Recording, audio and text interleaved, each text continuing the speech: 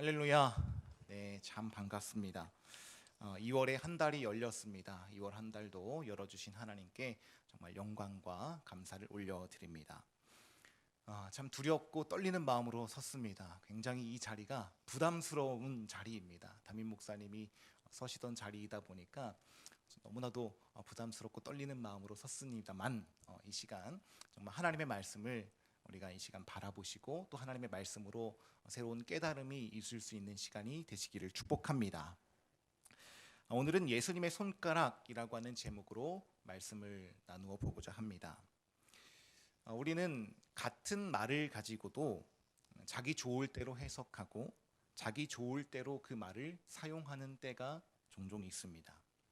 예를 들면 이런 겁니다. 부모가 어린 자녀에게 너 이거 이때는 하고 이때는 하지 마라고 분명히 말을 했는데 나중에 가서 그 잘못된 행동을 하고 말하는 거죠. 하라고 했잖아요. 이런 식으로 말을 합니다. 그 말을 자기 좋을 대로 해석하고 자기 좋을 대로 사용하는 것이죠. 이것은 하나님의 말씀에서도 마찬가지입니다. 동일합니다. 하나님의 말씀에 담긴 원래의 의미, 그 속에 담겨진 하나님의 마음, 그러한 것들을 상관하지 않고 자신의 목적을 이루는 데 사용하려고 하는 사람들이 사실은 많이 있습니다. 말씀을 이제 이용하는 것이죠. 이단들을 보면 자기 자신들을 위해서 하나님의 말씀을 사용하는 것을 많이 보게 됩니다. 근데 오늘 본문을 보면요, 그러한 비슷한 부류의 사람들이 등장을 하고 있습니다. 예수님께서 성전에서 사람들을 가르치실 때 서기관들과 바리새인들이 간음하다가 현장에서 붙잡힌 여인을 데리고 예수님께로 나아옵니다. 그리고 이 사람들이 예수님께 질문을 합니다. 본문 4절과 5절입니다. 예수께 말하되 선생이여 이 여자가 간음하다가 현장에서 잡혔나이다. 모세는 율법에 이러한 여자를 돌로 치라 명하였거니와 선생은 어떻게 말하겠나이까? 모세의 율법에는요, 이러한 여인을 돌로 치라고 명령이 되어 있는데 당신은 이 사람을 어떻게 할 겁니까? 라고 하면서 예수님께 묻습니다. 근데 우리는 이 본문을 읽으면서 이상한 점들을 분명 발견할 수가 있습니다. 이들이 간음하다가 잡힌 여인을 돌로 쳐 죽여야 된다라고 하는 이 말씀은 레위기에 이제 기록되어져 있는 말씀을 가지고 말하는 겁니다. 모세의 율법이죠. 레위기 20장 10절 말씀을 보면 이들이 주장하는 말씀이 기록되어 있습니다. 누구든지 남의 아내와 간음하는 자, 곧 그의 이웃의 아내와 간음하는 자는 그 간부와 음부를 반드시 죽일지니라. 현대인의 성경으로 보면 더 간단히 되어 있더라고요. 한번 볼까요? 누구든지 남의 아내와 간통하면 남녀를 다 같이 처형해라 라고 나와 있습니다. 그러니까 이상한 거죠. 지금 이들이 끌고 온 것은 남녀를 같이 끌고 온 것이 아니라 가늠한 여인 한 명만을 데리고 예수님께 나와왔습니다. 분명 모세의 율법에는 남녀를 같이 처형하라라고 되어 있는데 이 사람들은 여인만 데리고 나와왔다라고 하는 것이죠. 사람들은 이 여자가 율법을 어겼습니다. 율법을 어겼기 때문에 죽여야 합니다라고 주장하고 있지만 사실은 이 여자를 데리고 온 이 사람들의 행동 역시 이 여자만을 데리고 왔었기 때문에 이 율법에 어긋나는 행동이었다라고 하는 것입니다. 또 한 가지의 이상한 사실은 여러분 상식적으로 간음하다가 이 여인이 잡혔다라고 한다면 어디로 데려가야 될까요? 요즘으로 이야기하면 법정으로 데리고 가든지 경찰서로 데리고 가야 합니다. 고발해야 됩니다. 근데 이 사람들은 지금 어디로 데리고 왔습니까? 예수님의 계시는 성전으로 데리고 옵니다. 이상한 거죠. 사실 이들의 진짜 목적은 이 여인을 처벌하는 것이 아닙니다. 예수님을 시험에 빠뜨려서 공경에 빠뜨려서 예수님을 고발하기 위한 것이 이들의 목적이었다라고 하는 것입니다. 만약에 예수님이 이들에게 이 여인을 처형하지 말라고 한다면 모세의 율법을 어기는 것이 됩니다. 또 이 여자를 죽여라라고 한다면 로마의 법에 어긋나는 것이 됩니다. 이때의 모든 재판 또 사형의 모든 집행권은 다 로마의 법에 따르게 되어 있습니다. 그러니까 집행권이 로마에게 있으니까 사람을 죽여라라고 하면 그것이 법에 위배가 되는 것이죠. 그러니까 사실 지금 예수님은 이 질문을 받을 때 죽여라, 죽이지 말아라 그 어떤 대답을 하더라도 곤경에 처해지게 되는 아주 위험한 질문을 이 사람들이 하고 있는 것입니다. 그러니까 이 사람들은 예수님을 고발하려고 하는 자신의 목적을 이루기 위해서 자신의 입맛에 맞게 이 모세의 율법을 이용하고 있었다라고 하는 것이죠. 이들의 모습을 보면 굉장히 불경건해 보입니다. 아니, 어떻게 말씀을 그런 식으로 자신들의 이권을 위해, 자신들의 뜻을 이루기 위해 이 말씀을 사용해? 라고 생각할 수 있습니다. 하지만 우리들도 실상 우리의 삶을 들여다보면 때때로 말씀을 이용할 때가 있다라고 하는 것이죠. 때때로 자기 위로의 도구로 말씀을 사용합니다. 때로는 자기 타협의 도구로 말씀을 사용합니다. 때로는 자기의 행동과 자기 생각이 옳다, 정당화시키기 위한 것으로 말씀을 사용합니다. 어쩌면 때때로 그러는 것이 아니라 그렇게 말씀을 사용하기 위해서 말씀을 잃는 사람들도 있을 수 있을지 모릅니다. 하지만 우리는 명심해야 됩니다. 말씀은요, 사용하는 데 목적이 있는 것이 아니라 말씀은 듣는 데에 목적이 되어줘야 됩니다. 들으면서 하나님의 뜻이 무엇일까? 들으면서 하나님이 나에게 원하시는 것이 무엇일까? 라고 말씀을 들을 때 우리 하나님의 음성을 듣기 위해 집중하며 나아가야 된다라고 하는 것입니다. 꼭 명심하시기를 바랍니다. 우리는 말씀을 사용하려고 하는 것이 아니라 말씀이 우리 안에 들어와서 말씀이 우리를 사용하게끔 해야 된다라고 하는 것을 꼭 기억하시기를 바랍니다. 우리가 말씀을 절대 사용하는 것이 아닙니다. 말씀이 나를 사용하는 것입니다. 그런데 제가 이 말씀을 묵상하면서 여러 가지 불편한 생각이 들었습니다. 이 본문은 보통 우리가 읽어나갈 때 이러한 생각들을 많이 하게 됩니다. 이 여자가 이렇게 큰 죄를 지었는데 예수님께 용서함을 받았으니 나도 죄를 지어도 되나? 라고 하는 생각을 하기도 하고요. 또는 예수님이 과연 이 여인을 정말로 용서하신 것일까? 라고 하는 의문을 가지고 이 본문을 해석하고 읽기도 합니다. 근데 저는 그쪽에 포커스를 오늘 맞추는 것이 아니라 저는 이 여인을 둘러쌌던 사람들의 포커스를 맞추어 보고 싶습니다. 왜냐하면 이 여인을 대하는 사람들의 태도가 너무나도 지나칠 정도로 가혹하다라고 하는 생각이 이 본문을 읽는데 딱 들어오게 되더라고요. 여러분, 이 여인의 상황을 한번 상상해 보시기를 바랍니다. 가늠하다가 현장에서 잡혔습니다. 잡힌 상태로, 이제 현장에서 잡힌 상태로 왔고 사람들 앞에 벌거벗긴 채로 한가운데 놓여 있습니다. 그리고 수많은 사람들이 여자를 둘러싸고 돌로 당장이라도 이제 쳐 죽일 것 같이 다 사람들이 위협적인 태도를 취하고 있습니다. 이 여자의 입장에서는 굉장히 큰 수치심, 모욕감, 위협, 두려움, 모욕 이러한 것들을 참 많이 느끼고 있었을 것입니다. 아무리 죄를 많이 지은 사람이다라고 할지라도 이렇게까지 가혹해야 되나? 이러한 마음이 제게 들었습니다. 사실 가늠하다가 혼자 가늠한 것도 아니고 남자와 함께 가늠했는데 남자는 어디다가 풀어주고 또 어디다가 놓쳤는지는 모르지만 왜 이 여인에게만 이렇게 가혹하게 행동하는 것일까? 이러한 불편한 마음이 제게 들었습니다. 앞에서도 말씀드렸지만 이 여인에게는요, 이 여인을 향한 사람들의 목적이 분명히 있었습니다.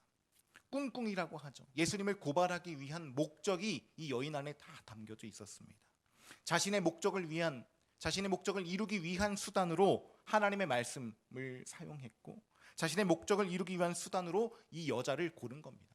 한없이 약하고 나약한 죄를 지었기 때문에 어떻게 반문할 수도 없는 이 연약한 여인을 이 사람들은 다 고른 겁니다. 심지어는 죽여도 될 만한 존재를 고른 거죠. 혐오의 대상을 고른 겁니다. 하나님의 말씀을 앞세우고 산다고 말하는 이 바리새인과 서기관들, 어떻게 하나님의 말씀을 앞세우고 살아간다라고 하면서도 이 여인을 향해서 이렇게 지독한 혐오를 마음껏 쏟아내고 있는지, 이 사실은요, 우리들의 삶을 다시 한번 돌아보게 됩니다. 우리 예수님 믿는 사람들도요, 예수를 믿는다고 하면서도 얄팍한 나의 신앙적인 기준을 가지고 사람들을 혐오의 대상으로 선정하기도 합니다. 여러분, 혐오라고 하면요, 제가 혐오라는 단어를 계속 사용해서 이게 나하고는 좀 다른 것 같아요. 저하고는 좀 상관없는 것 같아요라고 생각하실 수도 있지만 혐오라고 하는 것은요, 그리 큰 대단한 단어가 아닙니다. 내가 누군가를 미워하고요, 내가 누군가를 싫어하고 자신과 구분짓는 것, 그것이 바로 혐오입니다. 이것은 하면 안 돼, 이것은 먹으면 안 돼, 여긴 가면 안 돼, 이러한 기준에서 벗어나는 사람들을 판단하고 저 사람들은 나와 달라라고 구분짓는 그것이 바로 혐오입니다. 예수님 믿는 사람이 어떻게 예배를 빠져? 예수님 믿는 사람이 어떻게 행동이 그래? 예수님 믿는 사람이 어떻게 술을 먹어? 예수님 믿는 또 교회 리더라는 사람이 어떻게 기도회를 빠져? 예배를 빠져? 다양한 기준을 가지고 우리는 사람들을 판단하고 정죄하고 구분짓습니다. 이 사회를 보면요, 더더욱 심합니다. 막 범죄자들, 난민들, 가난한 사람들, 또 정치적으로 다른 의견을 가진 사람들, 자신과 다른 종교를 가진 사람들, 우리는 그 사람들을 내 자신의 기준에 맞지 않는다라고 하는 이유로 마음껏 혐오합니다. 그들이 내 기준에 맞지 않기 때문에 그들에게 돌을 던져도 괜찮다라고 우리는 생각하고 그 혐오를 합리화시키고 있습니다. 저 사람은 이 말씀의 기준에 맞지 않아. 저 사람은 성경의 말씀에 있어서 죄를 짓는 거야. 이 기준을 가지고 우리는 혐오를 정당화시킨다는 것입니다. 하지만 여러분, 우리가 꼭 기억해야 될 사실이 있습니다. 우리가 예수님 앞에, 하나님 앞에 할 수 있는 가장 큰 불순종 중에 하나가 있다라고 한다면 그것이 바로 혐오입니다. 왜냐하면 예수님께서 이 땅 가운데 오셔서 우리들에게 말씀하셨던 가장 큰 계명 중에 하나가 바로 사랑하라입니다. 사랑하라. 내 이웃을 내 몸과 같이 사랑하라. 믿음, 소망, 사랑이 있을 것인데 그 중에 제일은 사랑이라. 사랑을 그토록 강조하셨던 분이 바로 우리의 예수님이십니다. 그렇게 사랑을 강조하시고 우리들에게 사랑을 권면하셨는데 우리가 혐오의 마음을 가지고 있다면 그것이 바로 예수님에게 있어서 가장 큰 반대되는 행위가 되는 것이죠. 이렇게 생각하실 수도 있습니다. 목사님, 그래도 저 사람은요, 말씀에 위배되는 삶을 살아가고 있잖아요. 목사님, 그래도 저 사람은요, 성경에서 말하는 죄를 짓고 있잖아요. 물론 그럴 수 있죠. 하지만 제가 말씀드리고 싶은 것은 그럼에도 불구하고 우리가 그 사람들을 혐오할 것이 아니라 그럼에도 불구하고 우리가 할 수 있는 일은 오직 사랑이어야 한다라고 하는 것을 말씀드립니다. 마태복음 22장 36절에서 40절 말씀을 보면 이러한 말씀이 나옵니다. 선생님, 율법 중에서 어느 계명이 크니이까? 예수께서 이르시되 내 마음을 다하고 목숨을 다하고 뜻을 다하여 주 너의 하나님을 사랑하라 하셨으니 이것이 크고 첫째 되는 계명이요 둘째도 그와 같으니 내 이웃을 내 자신과 같이 사랑하라 하셨으니 이 두 계명이 온 율법과 선지자의 강령이니라. 아멘. 여러분, 가늠한 여인은요, 분명 죄를 지은 것은 맞습니다. 하지만 죄를 지은 이 여인을 향한 사람들의 마음은요, 혐오가 아니라 사랑의 마음이었어야 한다는 것입니다. 예수님은 사람들에게 이것을 가르쳐주고 계십니다. 너희 중에 죄 없는 자가 먼저 돌로 쳐라 라고 말하는 것은 너희들 그 마음 가운데 사랑 좀 있어야 돼. 사랑이 좀 있어야 된다. 왜 사랑이 없니? 라는 것입니다. 너희들은 저 여자를 정죄하거나 용서할 자격이 없어. 그것은 너희들의 영역이 아니라 너희들이 해야 되고 너희들이 할 수 있는 것은, 유일한 것은 저 여인을 향해서 들고 있는 그 돌을 내려놓는 거야. 저 여인을 사랑으로 품어주는 거야 라고 하는 것을 예수님께서 가르쳐주고 계십니다. 우리 한번 따라서 해볼까요? 내가 할 수 있고 할 수 있는 유일한 일은 사랑하는 것이다. 우리는 이것을 꼭 기억해야 됩니다. 누군가의 잘못을 보면 그것을 가지고 지적하고 그것을 가지고 혐오하는 것이 아니라 오히려 사랑하며 기도해 주는 것, 그것이 우리들 가운데 있어야 될 줄 믿으시길 바랍니다. 우리는 이 말씀을 묵상할 때 또 이런 생각을 가질 수 있습니다. 예수님께서요, 지금 이 가늠한 여인은 정죄하지 않으셨어요. 근데 반대로 서기관과 바리새인들은 정죄하셨다라고 하는 느낌을 가질 수 있습니다. 왜냐하면 예수님께서 이 서기관들과 바리새인들을 질책하시는 것처럼 보여지기 때문입니다. 근데 이 본문이요, 이렇게 간단한 논리가 아닙니다. 이 본문을 자세히 읽어보면 예수님께서 얼마나 섬세하게 우리들에게 우리의 삶을 지도해주고 계시는지를 발견할 수가 있습니다. 오늘 본문의 6절 말씀인데요. 우리 6절 말씀을 함께 한번 읽어보겠습니다. 시작.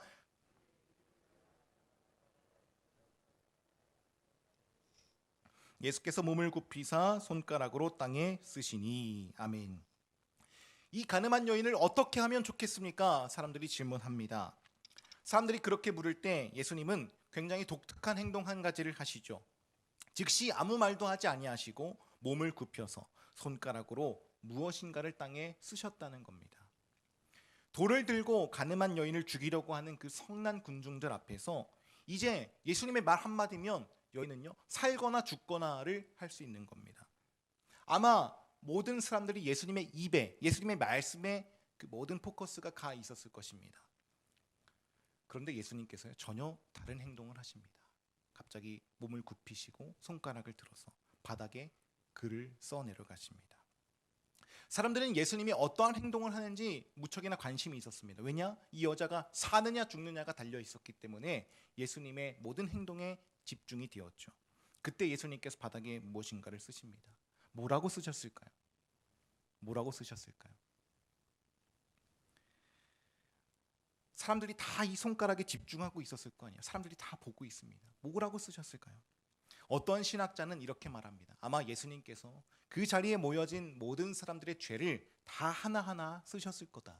그래서 그 죄를 보고 자신들도 양심의 가책을 느껴서 그 돌을 다 내려놓고 집으로 돌아갔을 것이다 말하기도 합니다. 또 어떤 신학자는 하나님이 십계명을 돌판에 새겨주신 것처럼 그 모세의 율법을 다시 이 바닥에 써주셨을 것이다 라고 주장하는 신학자도 있습니다. 하지만 성경은 우리에게 그 예수님의 글씨를 통하여 어떤 글이 쓰여져 있는지를 말하여 주고 있지는 않습니다.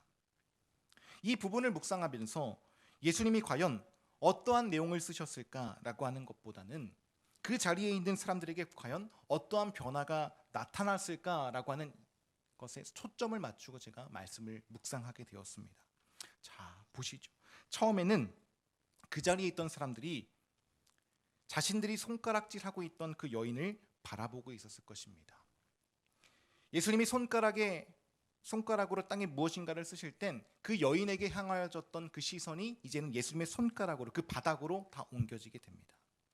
그리고 예수님이 쓰셨던 그 무엇인가를 이 사람들이 보았을 것입니다. 그리고 나서요, 그 사람들의 시선은 어디로 가냐 하면 자기 자신에게로 돌아갑니다. 여인에게로 시선이 갔다가 예수님의 말씀으로 시선이 갔다가 이제는 자기 자신에게로 돌아갑니다. 너희 중에 죄 없는 자가 먼저 돌로 쳐라. 나는 과연 이 여인에게 돌을 던질 만큼 내가 깨끗한가? 자신에게 손가락을 돌려보고 자신에게 시선을 돌려봅니다. 그 손가락은 결론은 자신을 향하여서 향하게 되었다는 것입니다.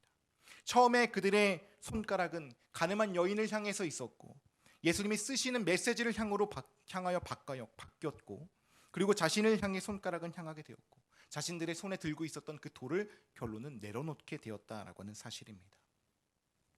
여러분, 이 땅에 있는 모든 정죄, 판단, 혐오 이러한 것들을 멈출 수 있는 방법은요, 우리가 뭐 한 마음을 다 같이 가지고 똑같은 가치 판단을 하는 것, 이러한 것들로 해결되지 않습니다. 다른 이들로 향하고 있던 그 시선을요 돌려서 예수님을 바라보고 또 예수님의 말씀을 바라보고 그리고 그 말씀으로 나의 삶을 다시금 돌아볼 때 내가 남을 향한 그 혐오들을 비로소 멈출 수 있게 된다라고 하는 사실입니다. 내 손에 들고 있는 그 돌, 남을 향해 던지려고 했던 그 돌을 비로소 말씀을 바라고 내 삶을 돌아볼 때 그것을 멈출 수 있게 됩니다. 제가 한 가지 부끄러운 고백을 하자면, 제가 이제 교회 사택에서 살고 있지 않습니까? 근데 이제 저희 집이 9층이고 저희 윗집이 이제 10층입니다. 근데 저희 윗집 분들이 굉장히 부지런하세요. 뭐 새벽 4시 정도부터, 제가 새벽 예배 나갈 때부터 거의 일어나셔서 이제 거의 많이 활동을 하십니다. 그러니까 발망치 소리를 되게 많이 내세요. 발망치라는 것 아시죠? 뒤꿈치로 이제 쿵쿵쿵 찍는 겁니다. 근데 그것 때문에 이제 아이들이 자주 깨기도 하고 저희 아내도 깨기도 하고 이러한 일들이 참 많이 나타납니다. 그리고 뭐 청소도 굉장히 일찍부터 하시고 하다 보니까 굉장히 그것에 대해서 제가 스트레스를 많이 받았습니다. 그러면서 제가 저희 아내한테 얘기하는 겁니다. 아, 윗집에 좀 얘기 좀 자주 해야 되는 것 아니냐. 너무 심한 거 아니냐. 아, 진짜 못 살겠다. 너무 좀 힘들게 한다. 뭐라고 좀 세게 좀 얘기해야 되는 것 아니냐. 이런 얘기를 제가 건네요. 저희 아내가 뭐라고 얘기하냐면, 여보, 우리 애들도 밤늦게 울고 우리 애들도 잠자다가 깨서 우는데 그러면 윗집 아랫집 다 들려요. 우리 애들도 낮 시간에 쿵쿵쿵 뛰어다니고 남들에게 피해 주는데 우리가 뭐라고 그 사람들한테 얘기하겠어요? 라고 말을 합니다. 남을 향해서 있었던 그 손가락이요. 내 자신을 향해서 돌려보니까 그 손가락을 접을 수 있게 되더라고요.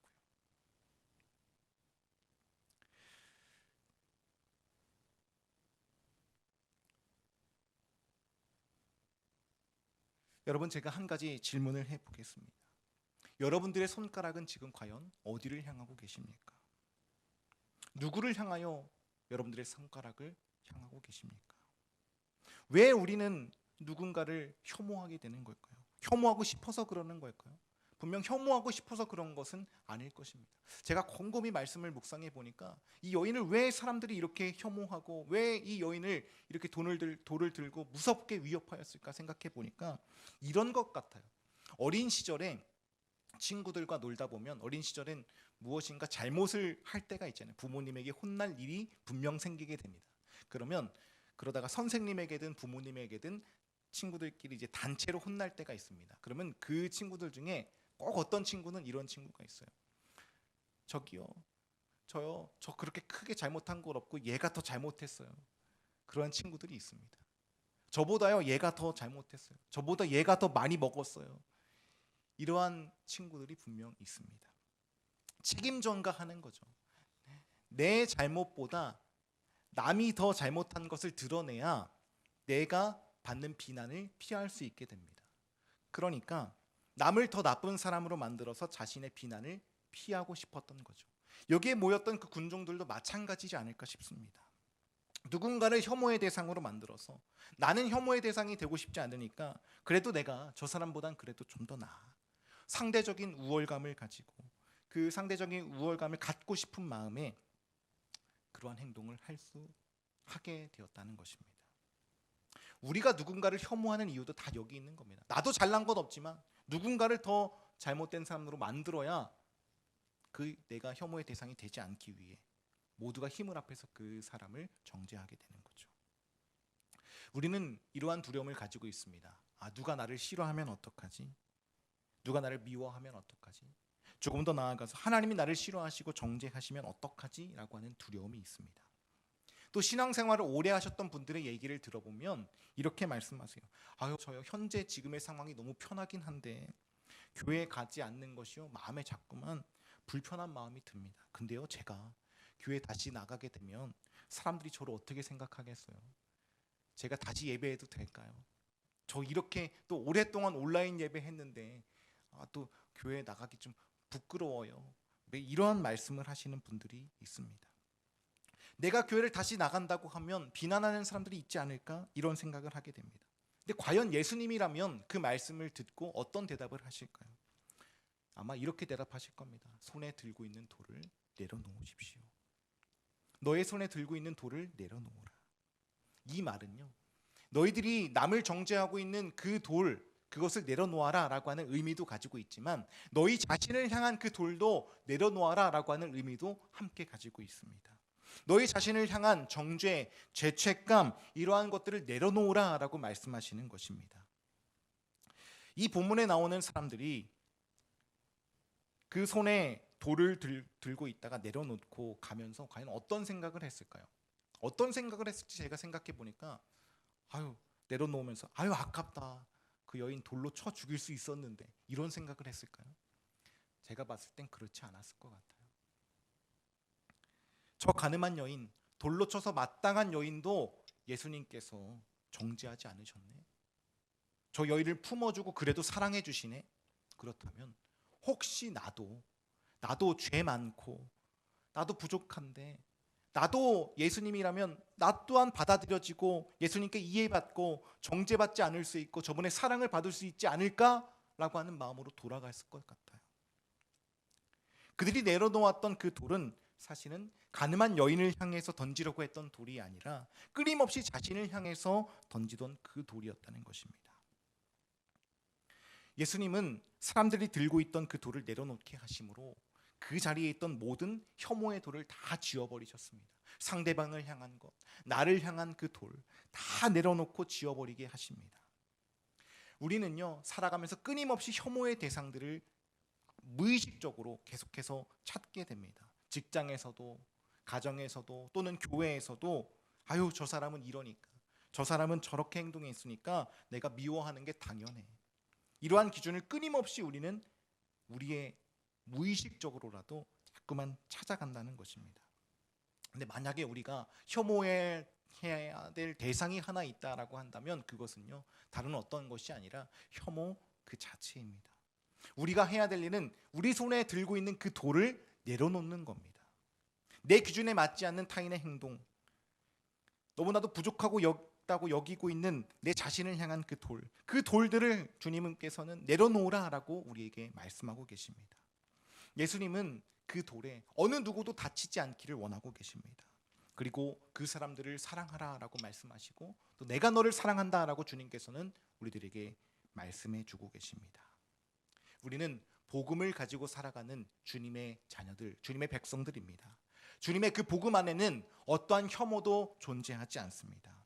여러분들 바라옵기는 한 사람 한 사람들을 통해서 이 땅에 존재하는 모든 혐오가 사라지고 또 사랑과 이해와 배려의 마음들, 받아들임의 마음들이 우리들을 통하여서 이 땅 가운데 새겨지고 또 이 교회 안에 그 배려와 이해와 사랑의 마음으로 이 교회가 더욱더 든든하고 아름답게 세워져 나갈 수 있는 귀한 우리 교회와 또 가정과 이 사회가 될 수 있기를 간절히 축복합니다. 주님의 말씀, 이 말씀 여러분들 마음 가운데 새겨서 사랑의 도구로 여러분들의 손길이, 여러분들의 손가락이 사용되어질 수 있기를 간절히 축복합니다. 우리 함께 통성으로 잠시 기도하기를 원합니다.